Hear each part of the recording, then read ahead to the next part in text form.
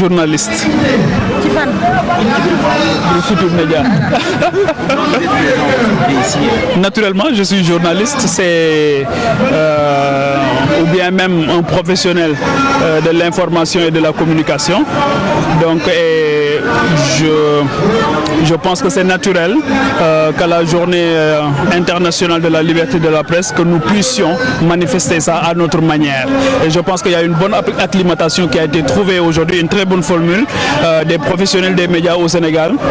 Profiter de cet instant-là pour rendre hommage aux précurseurs, aux pères fondateurs, mais aussi et surtout mettre sur la table les revendications de la corporation, donc qui ont trop duré et qui replacent l'individu, l'humain au cœur de la préoccupation, la prise en charge du journaliste, du technicien, de l'information et de la communication. Et je pense que ça, c'est extrêmement important. Les journalistes, les professionnels des techniciens et de l'information, donc vivent des conditions difficiles. Et il faut y remédier. Il faut dire non. Il faut dire non. Allez, vous allez me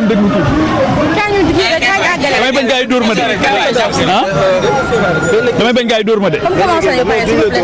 Arrêtez les interviews. Vous avez vu aujourd'hui, vous êtes là, les jeunes, nos confrères ont listé beaucoup de doléances. Où se trouve aujourd'hui le problème? Le problème, c'est à tous les niveaux. C'est tous les acteurs du secteur, c'est les autorités, c'est de l'école de formation, la vocation, jusqu'à l'entreprise. Tout le monde est interpellé. Mais le législateur aussi. Le législateur aussi doit être très regardant par rapport au développement des médias au Sénégal. Parce que c'est un développement qui a été relativement fulgurant, mais le législateur n'a pas eu la cadence forte pour pouvoir être aujourd'hui à la hauteur des enjeux. Justement, le nouveau code de la presse demeure une lumière aujourd'hui.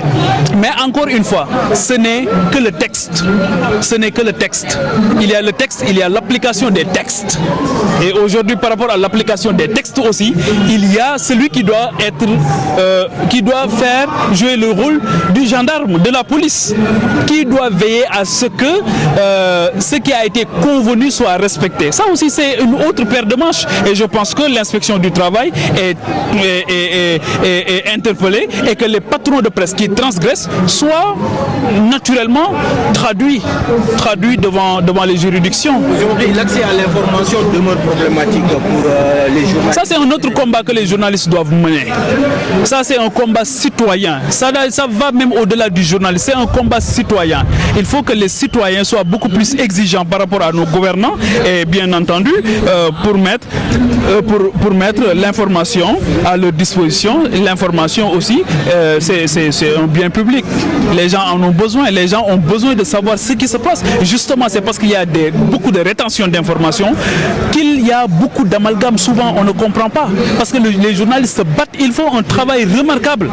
Mais il faut aussi que le législateur, notamment l'Assemblée nationale, il faut que l'Assemblée nationale fasse des pas dans ce sens-là pour aider le citoyen à accéder à l'information, quel que soit le ministère, quel que soit le directeur général, quelles que soient même les organisations internationales présentes au Sénégal, les organismes internationaux présents au Sénégal.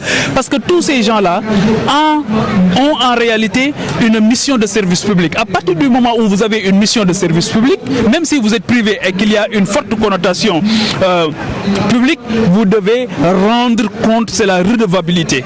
C'est la redevabilité, ça ne peut pas et ça ne doit pas être le rôle exclusif des journalistes, mais c'est le rôle de tous les professionnels des médias, mais c'est aussi le rôle du citoyen tout court. La dernière question, nous accordons la dernière question. Ouais. Nos confrères ont également décrié les menaces qu'ils subissent dans l'exercice. La liberté de la presse au Sénégal est une réalité et je pense qu'aujourd'hui, la dynamique, elle est irréversible.